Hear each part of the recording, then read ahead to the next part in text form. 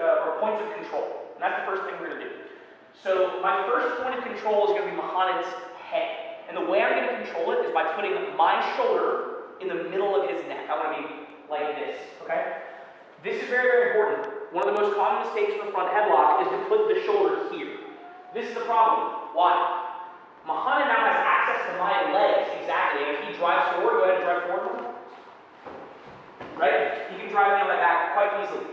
Now, that means what I need to do with that shoulder is use it to control his forward movement. So come back down. I'm going to put my shoulder right in the middle of his neck, and I'm going to turn slightly in. So my right shoulder, I'm going to turn slightly to my left. Drive forward. Go ahead. Drive. Try to push me. It's much, much harder, right? Because now when he pushes forward, his head isn't free. He's pushed down towards the mat. So I'm going to use the position of my shoulder in the middle of his neck, slightly turned inward, to prevent his forward movement. Everybody tracking so far? Okay. So that brings us to the next question. That's controlling his forward movement. How am I going to control his backwards movement?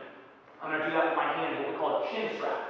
So my shoulder is going to be in the middle of his neck. My hand is going to go to his chin. And actually, you can come up and look at this so you can see. Before I do that, I'm going to see the position. It's not this. I'm not gripping his chin. I'm flexing my wrists to 90 degrees. We're doing what would be called in gymnastics a false grip. So I've kind of cupped my palm, my thumb's alongside it, and I'm hooking. So I'm making a 90-degree angle with my wrist if I can.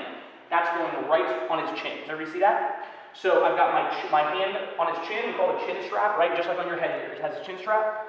My shoulder in the back of his neck. So now my shoulder is preventing Muhammad from moving forward, and my hand, go and try to walk back, right, is keeping him from walking back. Important point here. Come around to this side, guys.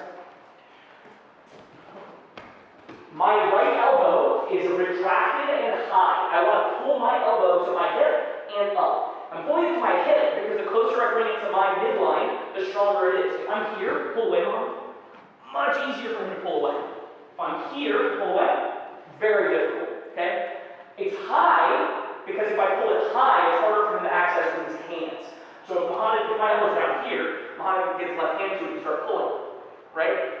Whereas if it's up here, go ahead, try. Much more difficult to get a solid grip, okay?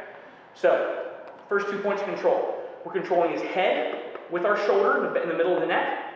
We're controlling his chin with that false gripped hand called a chin strap. The last point of control is going to be his elbow. Come on down.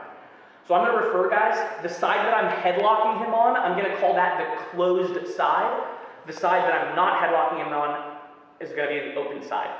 I am going to control, come on over this side, guys.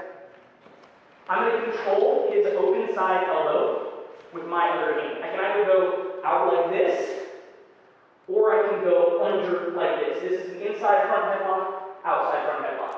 What I'm trying to do is bring Muhammad's elbow extended and to the mat, right? Earlier I said my arm is strongest when my elbow is tight to my body, right? The same goes for Muhammad. If his elbow is tight, he's strong. If I can extend it and put it down to the mat, it's weak. So,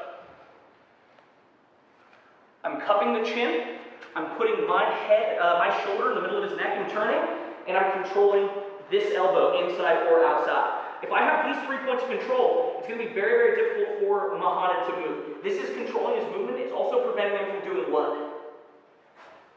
Grabbing this leg, which is one thing he wants to do. So I'm controlling